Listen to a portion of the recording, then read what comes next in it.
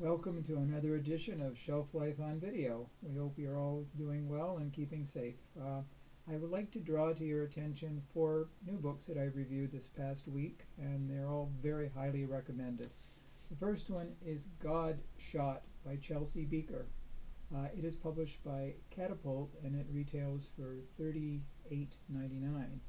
It is an interesting story of a town that is going through a drought, and the minister, who is very radical and over the top, thinks that the way to get rain again in the town is by having the young girls get pregnant. And it's a rather unusual story. This young girl, Lacey May, she lives with her alcoholic grandmother, Cherry. And the grandmother is God fearing, and Lacey is trying to cope with all the older people who have these weird ideas, but it's a highly recommended story that you will enjoy from first page to last page. And the next book I would like to draw to your attention is Dean Koontz, Devoted. Dean Koontz has been writing fiction for nearly 45 years now.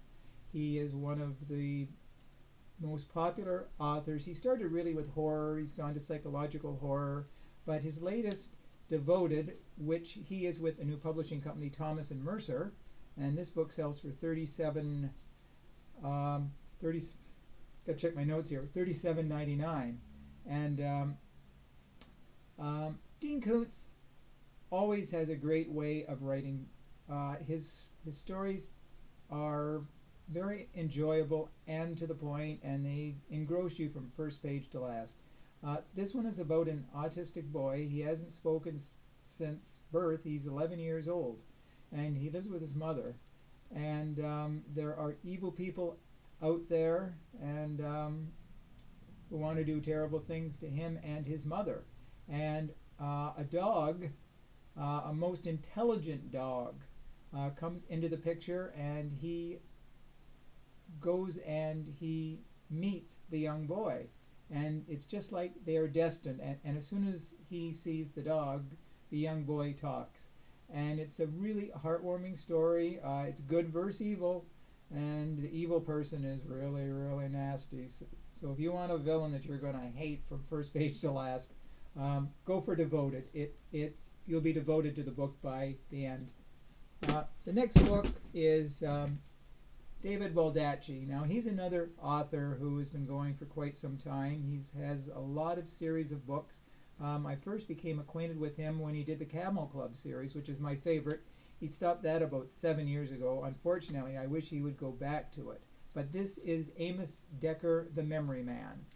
This is book 5 in the series. It's published by Grand Central Publishing, sells for $37. And Amos Decker, he is always gets up to his eyeballs in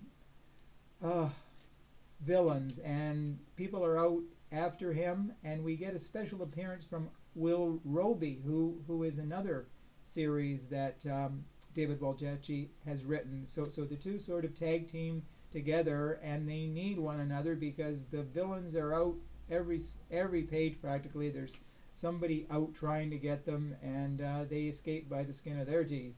And you cannot go wrong with a David Baldacci book. He writes so well. I've never ever read a book that has been subpar. His books are all 5 bookmark ratings. And the last book that I would like to draw your attention to is Voodoo Shanghai by Christy Charish. This is published by Vintage Canada, and it sells for $24. It's the third book in the trilogy of the Voodoo series, and in the book, I have to check my notes again. Sorry, I can only remember so much. Kincaid Strange is the girl. She works with the police department. It's a supernatural type tale. She is an otherworldly paranormal investigator, and she's helped the police force before in Seattle, but now she has to go to Portland, where there is a serial killer called the White Picket Fence Killer, Martin Dane, who has killed before, and they think he's killed again, but the only problem is he's been dead for almost a month.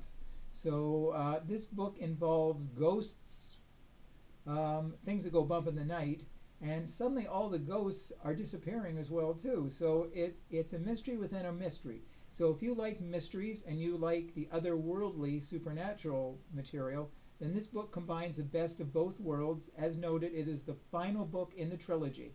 And if you haven't read the first two, you will definitely want to by the time you finish Voodoo Shanghai. So those are the four books that I'd like to draw to your attention this week. And you take care. I hope you're keeping safe. And I'll see you real soon. Bye for now. And thanks again for watching.